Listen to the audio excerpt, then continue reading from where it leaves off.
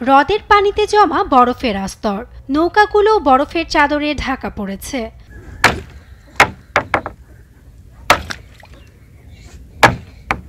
এ চিত্র কাশ্মীরের উলার হ্রদের, যেটি এশিয়ার মিঠা পানির হ্রদগুলোর মধ্যে একটি।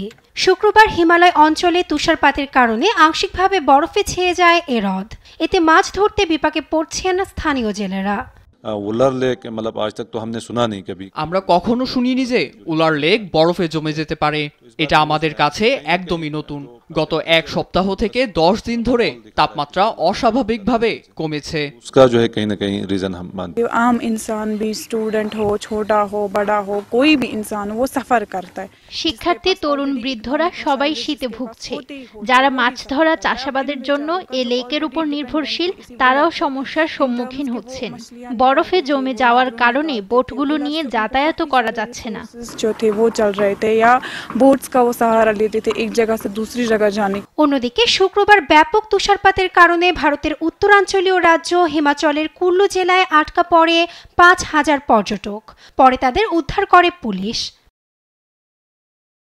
ভারতীয় গণমাধ্যম এনডিটিভি জানায়, শুক্রবার সোলাং নালায় ঘটে এ ঘটনা।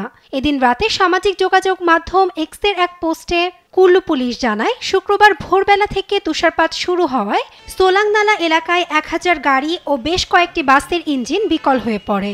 এতে আটকা পড়ে প্রায় 5000 পর্যটক। পরে যানবাহন ও পর্যটকদের নিরাপদে সরিয়ে নেওয়া হয়। অন্যদিকে ভারতের আবহাওয়া বিভাগ জানায়, হিমাচল প্রদেশে ভারী তুষারপাত ও ঠান্ডা বাতাস অব্যাহত থাকবে।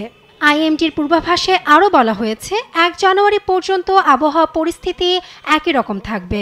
পরে ধীরে ধীরে তাপমাত্রা বাড়বে। বেশ কিছুদিন থেকে হিমাচলের বিভিন্ন অংশে ভারী তুষারপাত শুরু হয়। রাজধানী সিমলা সহ 6 জেলায় ভারী তুষার রেকর্ড করা হয়। নাসরিন আক্তার, নিউজ ডেস্ক, দেশ টিভি।